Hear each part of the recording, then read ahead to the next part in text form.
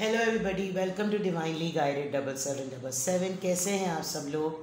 मैं आ गई हूँ एक और फ्रेश रीडिंग के साथ, और आज की रीडिंग में हम चेक करेंगे आपकी गट फीलिंग्स अपने रिलेशनशिप को लेकर। आपकी गट फीलिंग्स इस रिलेशनशिप के लिए क्या आपको कह रही हैं, क्या एडवाइस कर रही हैं, क्या आप इंट्यूट कर रहे हैं, वो हम चेक करेंगे। ये टाइमलेस, जनरल और कलेक्टिव रीडिंग होगी। जब कभी भी आपकी नज़र से गुजरेगी आपका उस वक्त का मैसेज होगा। मैसेज वही लीजिएगा जो आपको अपनी सिचुएशन से मैच करता हुआ लगे। टैरो में ये मैसेजेस आए हैं, सब अपने ऊपर इम्पोज मत कीजिएगा और इनकी बेसिस पर कभी कोई फाइनल डिसीजन भी मत बनाइएगा। हमेशा अपनी प्राइवेट रीडिंग लें, मुझसे लें या किसी और से लें, और जब आपको पूरी तसल्ली हो जाए कि आपने तमाम इन्फॉर्मेशन गैदर कर ली है तभी किसी कंक्लूजन पर पहुँचें। मैंने डिस्काउंटेड रेट पे रीडिंग अनाउंस की थी और मैंने वो उसको फ़ौरन हटा दिया, बिकॉज अभी अनाउंस ही नहीं किया था और मेरे साथ स्कैमर्स जो हैं वो मिस हैंडलिंग उन्होंने स्टार्ट कर दी। तो आई थॉट के बिला वजह में किसी मेस में पड़ने से बेहतर है कि मैं इसको हटा दूँ। तो मैं कोई डिस्काउंटेड रेट्स पर अब रीडिंग ऑफ़र नहीं कर रही, लेकिन जो रेगुलर रीडिंग ऑफ़र करती हूँ वो मैं अभी भी कर रही हूँ। आप मुझे प्राइवेट में डिस्क्रिप्शन बॉक्स में जो नंबर दिया हुआ है मुझे प्राइवेट मैसेज करके डिटेल्स ले सकते हैं, ठीक है। चलिए जी, your gut feelings about this relationship. आपकी गट, मैंने पहले भी 2 दफ़ा या 1 दफ़ा ये रीडिंग की थी और ये बहुत सक्सेसफुल रही थी। बहुत सारे लोगों ने इसकी बेसिस पर मुझसे प्राइवेट रीडिंग्स ली थी। मैंने यहाँ पर एक जनरल रीडिंग अपलोड की थी और लोगों ने बहुत प्राइवेट रीडिंग लेकर मुझसे गाइडेंस ली थी। तो अगर आपको लगे ऐसा, you can contact me. Gut feelings की बात है, बाज़ दफ़ा हमें रिलेशनशिप में रहते हुए बहुत कुछ इंट्यूट हो रहा होता है, लेकिन हम अपने पर्सन की नाराज़गी की आड़ में उसे कुछ बोल नहीं हो रहे होते। तो लेट्स सी आपकी गट फीलिंग क्या कहती है इस रिलेशनशिप के बारे में। 6 of swords, temperance, the empress, S of pentacles. Secret admirer बहुत ज़्यादा स्ट्रॉन्ग लग रहा है मुझे, और ये मुझे रिलेशनशिप ऐसा लग रहा है कि जैसे अभी न्यूली स्टार्ट हुआ है। Taurus, Virgo, Capricorn, Sagittarius, Aries, Leo, Libra, Gemini, Aquarius. One more card, 10 of swords. आपका न्यूली अफेयर स्टार्ट हुआ है, ठीक है, या तो आपका या इस पर्सन का। इस पर्सन की लाइफ में एक एज अ हैपनिंग आप आए हैं और ट्रैवल किया है इस इंसान ने। ट्रैवलिंग करने में आपकी नई नई दोस्ती हुई, और नई नई दोस्ती होने के बाद आप भी एक न्यू रिलेशनशिप की तलाश में थे, कुछ नया चाह रहे थे, बिकॉज आप भी कहीं से हील हो रहे थे और ये भी कहीं पर्सन कहीं से हीलिंग पे आ रहा था। दोनों ने मिलकर साथ में ट्रैवल किया, किसी बिजनेस ट्रिप पे, किसी ऑफिशियल ट्रिप पे, किसी कॉन्फ्रेंस पे, या कहीं ना कहीं दोनों अपनी अपनी ज़िंदगियों में एक ब्रेकअप सिचुएशन के बाद सेटलमेंट ढूंढ रहे थे और दोस्ती हो गई है। ये एक मुझे बहुत स्पेसिफिक सिनेरियो लग रहा है। लेकिन आपकी गट फीलिंग क्या कह रही है इस रिश्ते को लेकर। आपको अच्छा लगता है और आपकी गट फीलिंग ये कह रही है कि इस वक्त ये इंसान बहुत खुश है कि मैं इसकी ज़िंदगी में हूँ, और अनकरीब ये इंसान मुझे बहुत अच्छी ऑफ़र करेगा या करेगी, बिकॉज मैं सेंस कर सकती हूँ या सेंस कर सकता हूँ कि ये बहुत ज़्यादा मेरी तरफ अट्रैक्ट हो रहा है। रातों को आप लोग बहुत ज़्यादा मैसेजेस पे बात करते हैं और आप लोग का रिलेशनशिप प्रोग्रेशन फेज़ में है। कुछ ना कुछ आप दोनों के साथ पास्ट बैगेज है, इसलिए शायद आप लोग ओपन अप होने में टाइम ले रहे हैं दोनों। और ये गट फीलिंग आपको यही कह रही कि जब तक मुझे इस इंसान के बैक स्टैबिंग के बारे में नहीं पता चल जाएगा कि इसको किसने बैक स्टैब किया, मैं इसके रोशनी वाले फेस पर भरोसा भी नहीं करूँगी और ना ही आगे बढ़ूँगी। मतलब जेंडर आप अपने हिसाब से कर लीजिएगा। आपकी गट फीलिंग ये भी आपको कहती है कि बहुत मशहूर वो बात है ना कि किसी को जानना हो तो उसके साथ सफ़र करके देखो या एक छत के नीचे रहकर देखो। आप लिटरली इस जर्नी पर, इस ट्रिप पर ये जानना चाहते हैं कि ये एज अ जेंटल वुमेन या एज अ जेंटल मैन या एज अ जेंटल वुमेन ये किस नौइयत का और किस नेचर का ये इंसान है। बिकॉज अब विद द टेम्परेंस कार्ड आप चाहते हैं आपकी लाइफ में ठहराव आ जाए, एक बैलेंस आ जाए। अब रुक जाना चाहिए वक्त को, अब थम जाना चाहिए। विद द एम्प्रेस कार्ड आप एक ऐसे पर्सन हैं जिसको लोग देख के ख्वाहिश करते हैं कि काश ये मेरी ज़िंदगी में होती या होता। और आपकी पर्सनालिटी, आपका स्टाइल, आपकी खूबसूरती बड़ी डिफरेंट है। स्पेशली आप जिस तरह की ट्रेंडी वो करते हैं, फैशन करते हैं, ट्रेंड फॉलो करते हैं, वो बड़ा ही अट्रैक्टिव है और आपको अच्छा लग रहा है। आप आजकल इस रिलेशनशिप में टाइम को एंजॉय कर रहे हैं, आपको लग रहा है कोई पाबंदी नहीं है, किसी का कंट्रोल नहीं है, लेकिन आपके साथ अपना भी कोई एक पास्ट बैगेज है। आपको लगता है यार सभी तो यही हरकतें करते हैं, इसने भी आकर यही हरकतें की तो कौन सा नया किया, ये कोई नया नहीं कर रहा।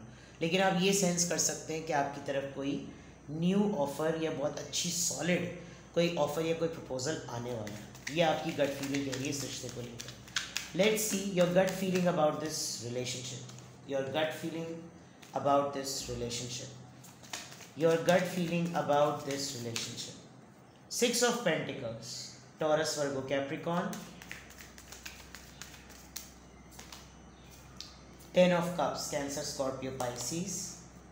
The Emperor. आपको अपने बॉस से या अपने सुपीरियर सुपरवाइज़र से किसी बड़े एज के आदमी से मोहब्बत हो गई है। टावर। एक्स के साथ भी रिकन्सिलिएशन नज़र आ रहा है, नाइट ऑफ वॉन्ड्स। और आपको इस वजह से भी आपको लग रहा है कि ऑनलाइन भी मिले आप लोग, ऐसा लग रहा है कि आप लोग ऑनलाइन डेटिंग पर या किसी सोशल मीडिया फोरम पर आपकी किसी से दोस्ती हुई है, किसी ने आपको फ्रेंड रिक्वेस्ट भेजी, आपने उससे बातचीत करना शुरू कर दी।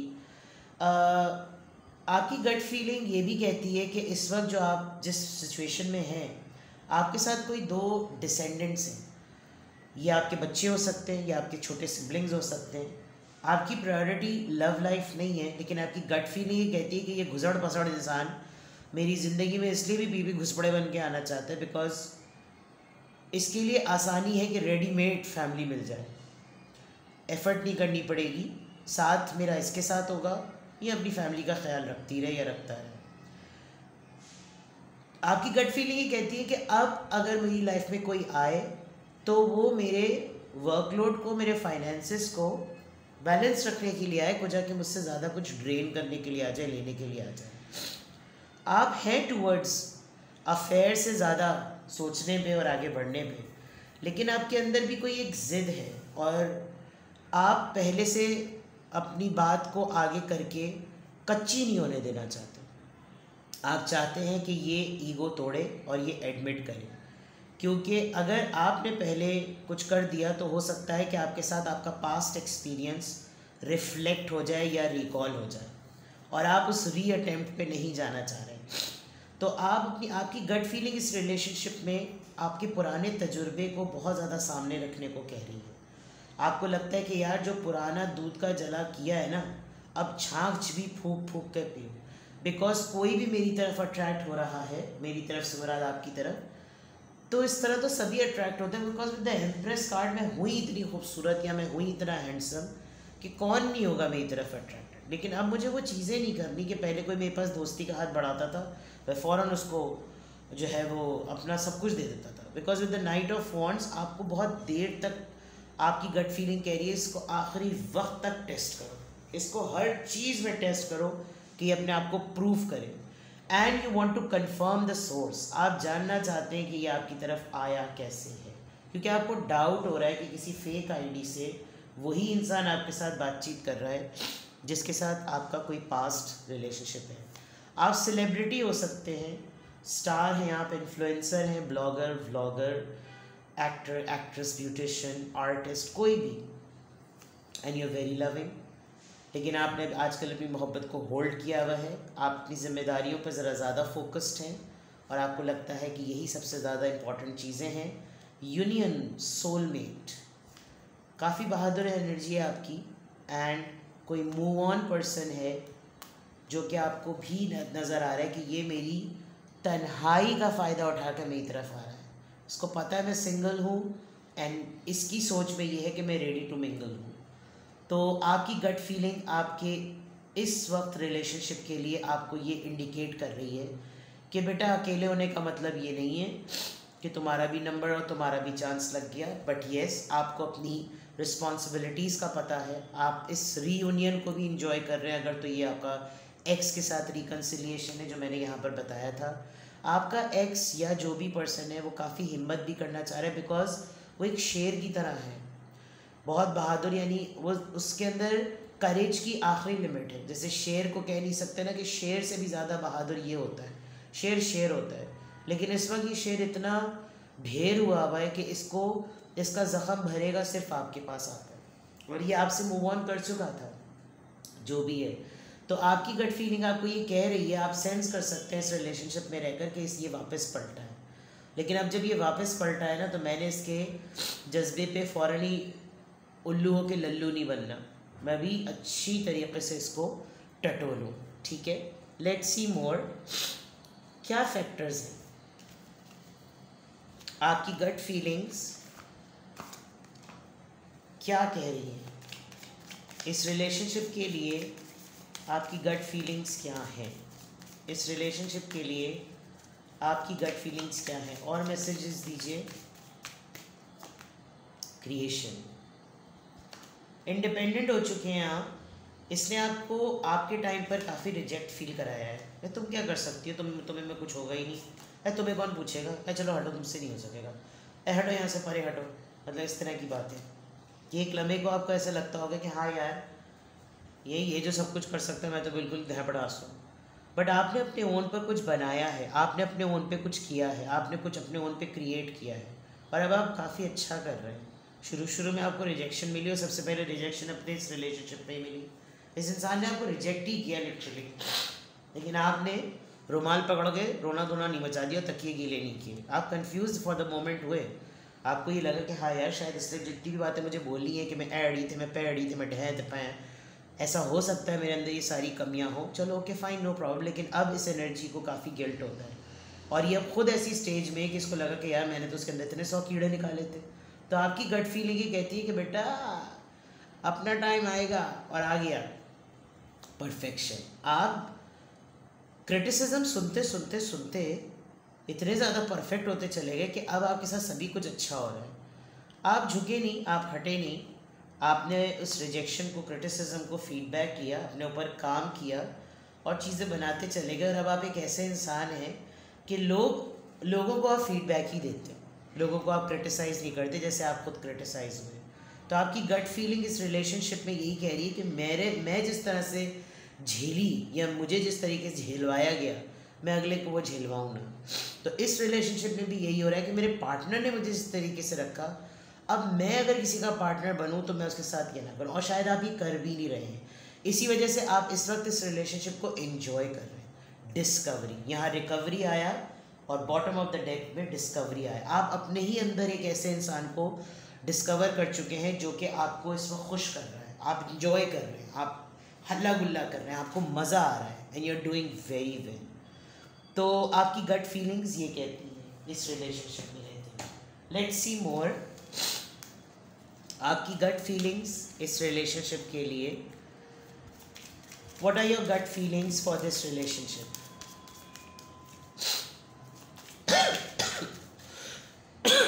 सॉरी,